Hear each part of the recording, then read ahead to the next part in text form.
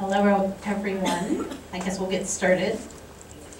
So the title of this workshop is Expanding Participation for Voters with Disabilities. So if this isn't where you intended to be, now is the time to leave, so you don't make us feel bad if you leave during the presentation. So welcome, everyone.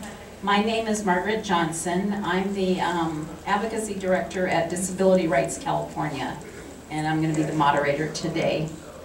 We're having this session because voters with disabilities have a really low turnout, much more so than many other voters. As a speaker in the plenary mentioned, we're kind of right between Latino voters and African American voters in terms of our turnout.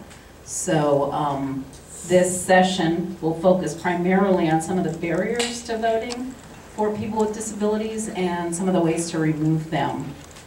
So we have a panel of experts that's going to review best practices for assisting voters with disabilities, as well as how best to engage people with disabilities in the democratic process. Our first speaker is going to be Fred Nisen today, and he'll be focusing on accessibility, including the right to a private and independent vote. So Fred, take it away. Thank you so much.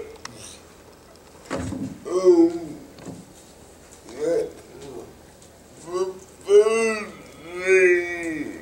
to talk about is how many types of disabilities are there, but people focus on one or the other. But actually many times the mobility, visual, even mental health, intellectual, and developmental disabilities, and cognitive impairment.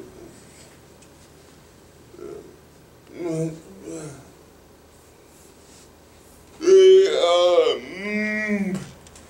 several laws that protect voters with disabilities, but the ways on at least is the Help America Vote Act, which says that many vote only places the practicable must be accessible. And part of accessibility is a voting system that can enable a person with disability to vote privately and independently, which is electronic. The level different types, but not like the help the people who generally need this type of assistance of people with disability, impairment, visual impairment, and learning disabilities, because it is a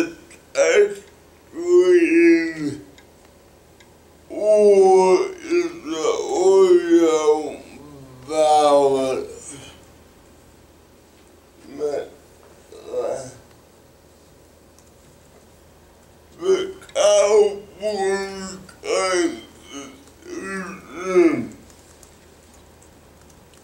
of the Disabilities has been secret. There was a court provided private power.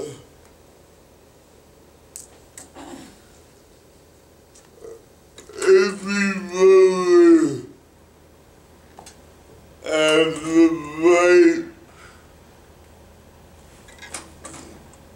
to be private and independent power. Wait, one more. Okay. Everybody has the right to power that is accessible to them in their particular disability. What is acceptable? The Department of Justice sets standards for accessibility for fast travel, rope, accessible parking, to name a few. And the standards are available on the ADA's website. And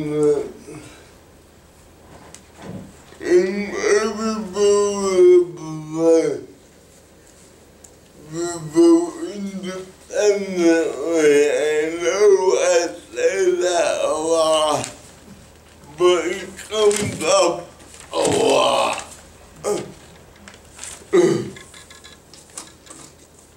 Right. And a vote with disability citizens. They have a right to assistance at the poll.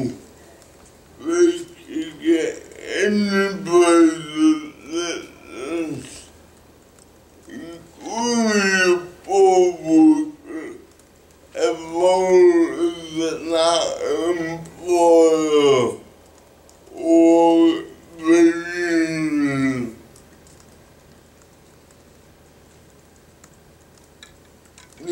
But the important thing to remember that that's how everybody is acceptance.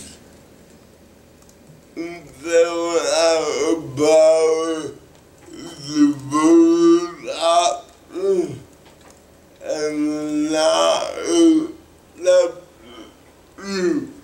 More accessible system, because it happens a lot when poll workers don't know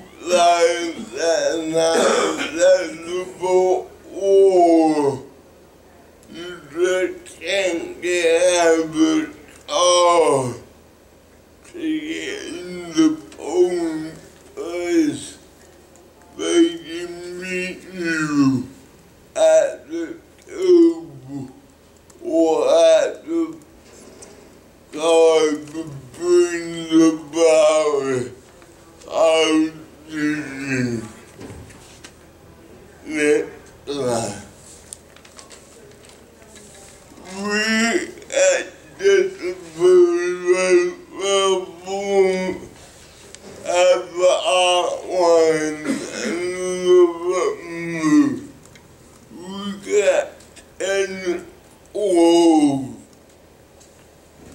That's the what about the proposal now one or not working? That's a lot, but not as much as 2012. But,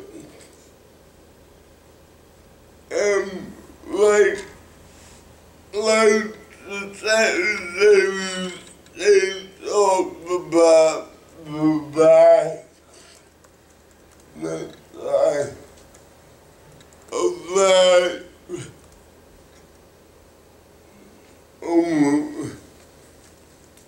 besides the statewide back, a lot of counties have a back.